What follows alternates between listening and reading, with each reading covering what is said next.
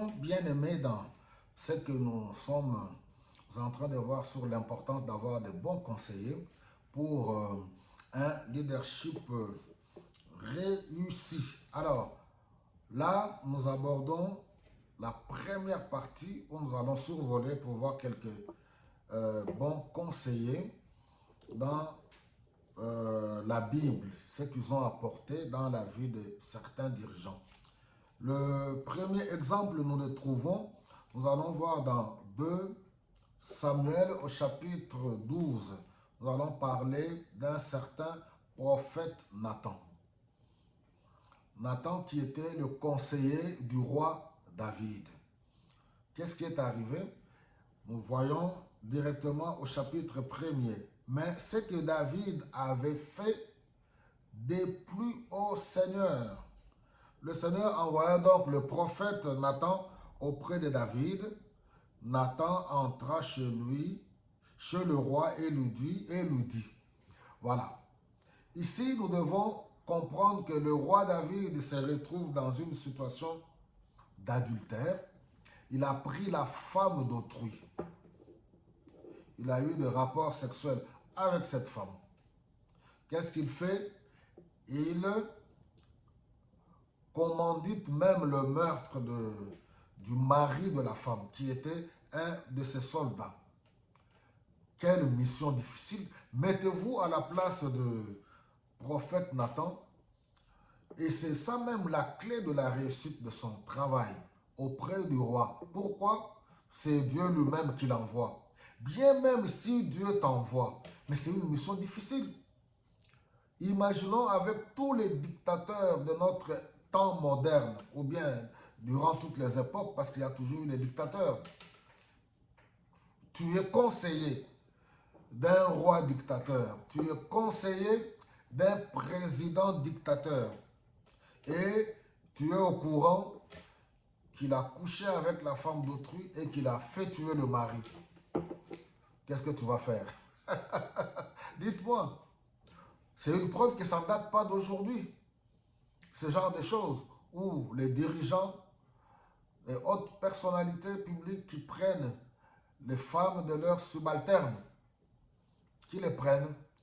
Nous voyons dans l'histoire, ça a toujours existé. Ou un dirigeant politique qui prend les femmes de tous ses collaborateurs. Qu'est-ce que tu vas faire si tu étais ou si tu es le conseiller d'un tel dirigeant?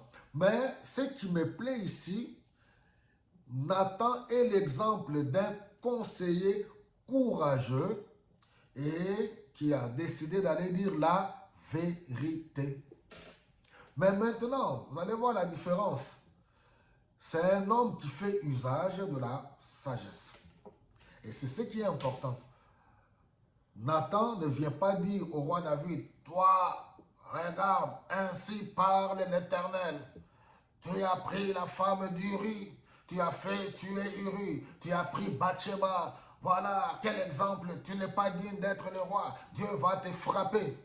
Vous savez, il ne faut pas s'improviser, il ne faut pas imiter les choses que nous avons vues, que nous voyons dans certaines circonstances.